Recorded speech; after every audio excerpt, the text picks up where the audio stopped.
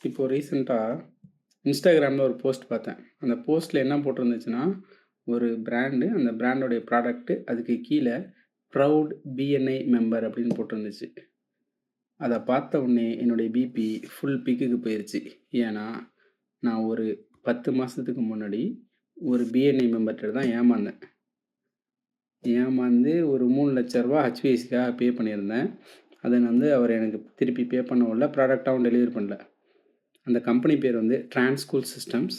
அது பாண்டிச்சேரியில இருக்கு.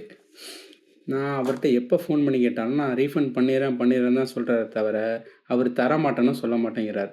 இதனால லீகல் சைடும் போய் ஆக்ஷன் எடுக்க முடியல.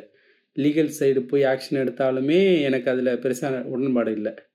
ஆனா, இப்ப நான் ரீசென்ட்டா கேட்கக்குள்ள, அவர் பிஎன்ஐ குரூப்லேருந்து தூக்கிட்டாங்க. இது மாரி ஃபண்டுல ஏதோ இஷ்யூஸ் இருந்தது. இதே மாரி 2, 3 கிளையண்ட்டுக்கு. அதனால பிஎன்ஐலே அவர் இப்போதைக்கு மெம்பர் இல்ல. அப்படின்னு சொல்லி அவர் அந்த குரூப்லேருந்து நீக்கிட்டதா எனக்கு ஒரு தகவல் கிடைச்சது. ஆனா, நான் போயி அங்க இருக்கிற ஆஃபீஸ்ல தேடி பார்த்தா, அந்த இடத்துல அவர் ஆஃபீஸே இல்ல. ஆனா, எனக்கு பிஎன்ஐலேருந்து ஒருத்தர் தான் ஹெல்ப் பண்ணி, அவர் புதுசா பாண்டிச்சேரியில எங்க ஆஃபீஸ் போட்டிருக்காருன்னு எனக்கு அட்ரஸ் குடுத்தாரு. அத கண்டுபிடிச்சு அங்க போய் கேட்டா, அங்க ஆஃபீஸ்ல ஒரு 2 பசங்க தான் இருந்தாங்க. அவங்க எனக்கு எதுவும் தெரியாதுன்னு சொல்லிட்டாங்க. அவங்க ஃபோன் பண்ணி குடுத்தாங்க. அவரு கேட்டா, "நான் இன்னைக்கு இல்ல நாளைக்குள்ள பண்ணிர்றேன்" அப்படின்னு தான் திருப்பி சொல்றாரு. என்னால அவர்ட்டேருந்து பணத்த வாங்க முடியல.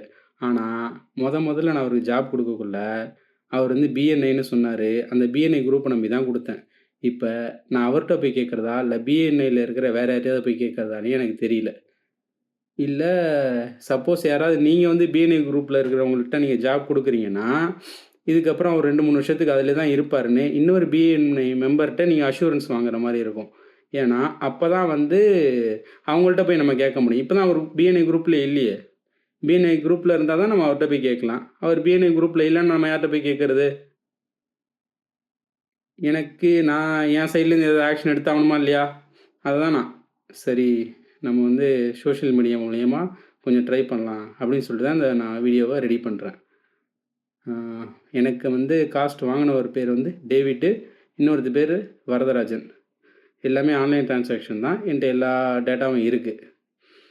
ஆனா, யாராவது ஒருத்தராவது பிஎன்ஐ குரூப்லேருந்து கொஞ்சம் நல்லவரா இருந்தீங்கன்னா, அவர்ட்ட கேட்டு பாருங்க. எனக்கு கேள்விப்பட்ட வரைக்கும் பிஎன்ஐ குரூப்ல இருக்கிற எல்லாருமே கான்டாக்ட்ட ஷேர் பண்ணி வச்சுப்பீங்க. அதுவும் இல்லாம பிஎன்ஐ குரூப்லேருந்து ரெஃபர் பண்ணாங்கன்னா, வேலையெல்லாம் ரொம்ப சூப்பரா பண்ணுவாங்க அப்படின்னு சொல்லிட்டு தான் என்ட்ட சொன்னாரு. அத வச்சு தான் அவருக்கு ஜாபே குடுத்தேன். வேற எந்த ஜாப் வேணாலும் சொல்லுங்க. நான் பிஎன்ஐ குரூப்லயே மெம்பர் ரெஃபர் பண்ணுவேன். நான் ரெஃபர் பண்ணேன்னா, அவங்க கரெக்ட்டா பண்ணி குடுப்பாங்க. ஏன்னா ரெஃபரன்ஸ் மூலியமா வந்தா, அவங்க எந்த இஷ்யூவும் இல்லாம பண்ணி குடுப்பாங்கலாம் கேள்விப்பட்டேன். ஆனா, இப்படி ஆகிவிட்டது. அப்படி சப்போஸ் யாராவது பிஎன்ஐ குரூப்லேருந்து எனக்கு ஹெல்ப் பண்ணணும்னு நெனச்சீங்கன்னா, நான் என் கான்டாக்ட் நம்பரையும் இதுக்கு கீழயே அனுப்புறேன். Thank you.